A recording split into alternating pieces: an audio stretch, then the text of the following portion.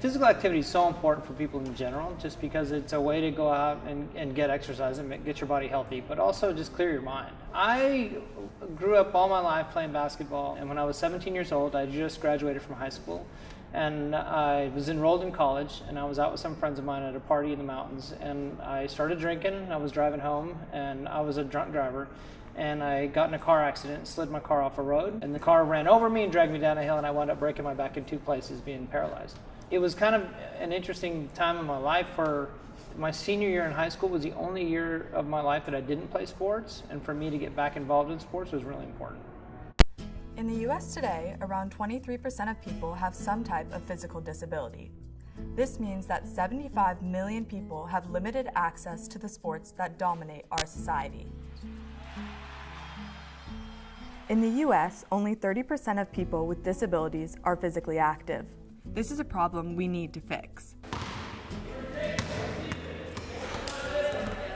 My name is Ian Gilder, and I'm an 11th grader. And my disability is CP, otherwise known as cerebral palsy.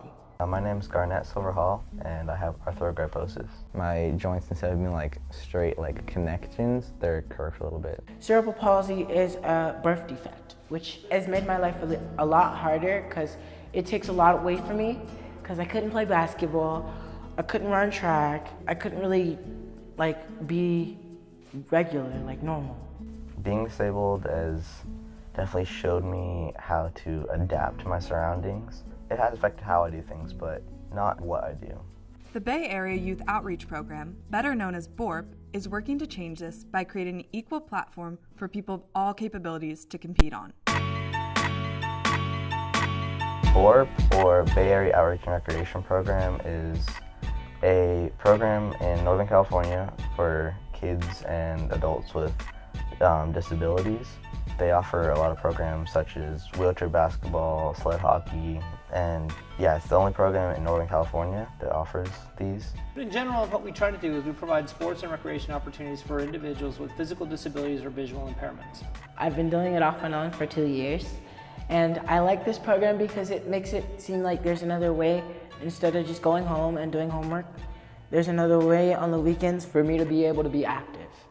A lot of wheelchair stereotypes are less independence, always needing a lot of help. I know people open doors for me a lot, which is really nice, but sometimes I can open the door by myself. Push handles on the back of chairs, which are quite annoying now, actually.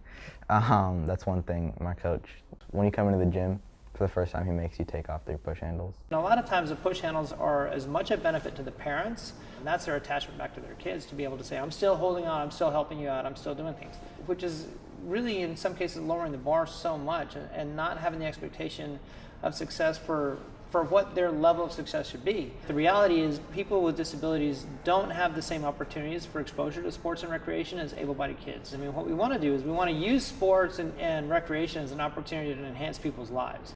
Sports help enhance motor skills, socializing, communicating skills, self-esteem, academics, and have many emotional benefits for developing youth. 94% of disabled sports participants reported that physical activity has highly improved their quality of life. Being in sports and doing things that they thought they couldn't do, or the outside world tell them that they're not capable of doing. Being a part of that, I think it gives them a lot more motivation. These sports, in a sort of way, they're like another shell. I have a lot of things that happened in my life, like losing my dad, and I've been getting talked about a lot at school. So basically, they're like a shell for me when I'm getting either bullied, shoved around, or talked about, which I do get bullied and talked about a lot, but it's not really a problem anymore.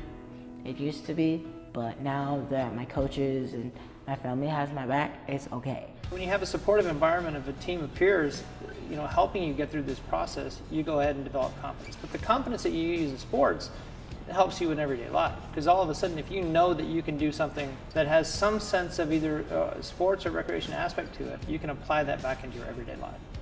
It gives me something I can do that I excel at. For people in wheelchairs, it's hard to find a lot of things I excel at, so sports definitely helps out a lot.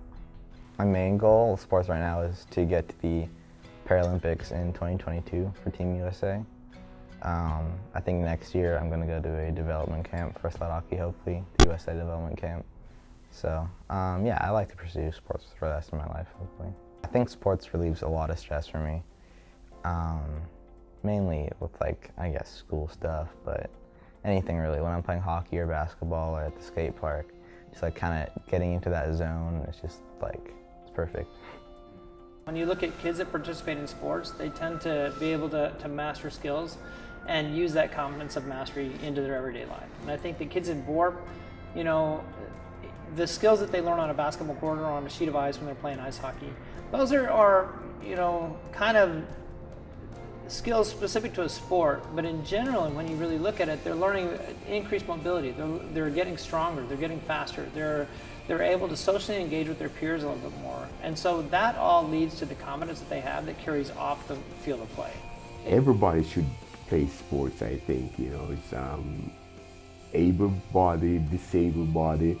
But I think sport, again, just give them more confidence, because a lot of people just look at people with special needs and just think, oh, forget it, you know. But sport, I think, really give them that motivation to say, like, it's not what happened to you, it's how you react to what happened to you. It's not how people look at you, it's how you look at yourself. Coaches like Trooper and all of them, they made it easy because they made it seem like, hey, it doesn't matter if you're walking or if you're in a chair.